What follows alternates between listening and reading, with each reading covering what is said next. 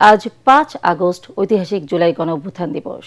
গণ আন্দোলনে স্বৈরশাসক শেখ হাসিনার পতনের পর দেশ ছেড়ে পালিয়ে যাওয়ার দিন। ২০২৪ সালের এই দিনে দেশের ছাত্র জনতা স্বৈরাচার বিরোধী আন্দোলনে ঝাঁপিয়ে পড়ে সৃষ্টি করেন নতুন ইতিহাস। জুলাই গণঅভ্যুত্থান দিবস ঘিরে রাজধানী জুড়ে নেওয়া হয়েছে নানা কর্মসূচি। বিকেল ৫টায় মানিক মিয়া এভিনিউয়ের অনুষ্ঠান থেকে ঐতিহাসিক জুলাই ঘোষণাপত্র পাঠ করবেন প্রধান উপদেষ্টা ডক্টর মোহাম্মদ ইউনূস। দিবসটি উপলক্ষে আলাদা বাণী দিয়েছেন রাষ্ট্রপতি মোহাম্মদ শাহাবুদ্দিন এবং প্রধান উপদেষ্টা ডক্টর মোহাম্মদ ইউনূস। বাণীতে জুলাই শহীদদের প্রতি গভীর শ্রদ্ধা জানিয়ে ফ্যাসিবাদ মুক্ত ন্যায় ভিত্তিক বাংলাদেশ গড়ার আহ্বান জানানো হয়েছে। জাহিদুল আলমের রিপোর্টে বিস্তারিত।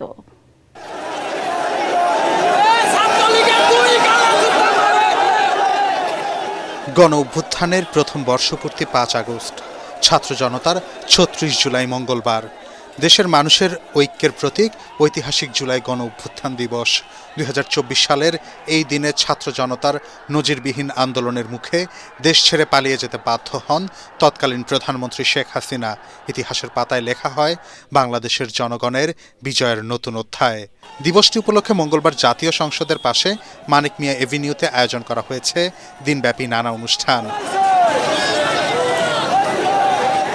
এই আয়োজন থেকে বিকেল ৫টায় জুলাই ঘোষণাপত্র পাঠ করবেন অন্তর্বর্তী সরকারের প্রধান উপদেষ্টা ডক্টর মোহাম্মদ ইউনূস।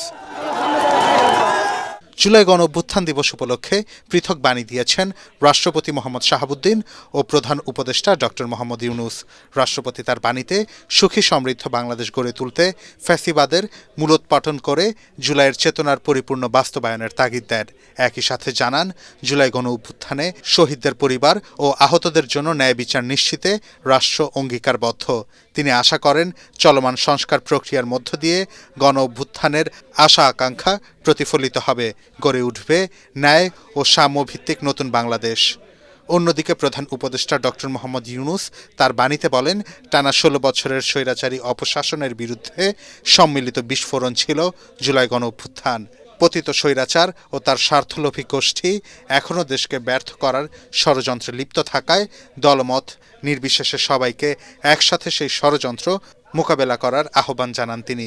ডক্টর ইউনূস বলেন, টেকসই রাজনৈতিক সমাধানের পাশাপাশি শান্তিপূর্ণ, অবাধ, নিরপেক্ষ নির্বাচনের মাধ্যমে জনগণের কাছে রাষ্ট্রের সকল ক্ষমতা ফিরিয়ে দিতে অন্তর্বর্তী সরকার অঙ্গীকারবদ্ধ। এছাড়া দিবসটি উপলক্ষে মানিক মিয়া এভিনিউতে থাকবে আলোচনা, সাংস্কৃতিক অনুষ্ঠানের পাশাপাশি বিশেষ ড্রোন শো।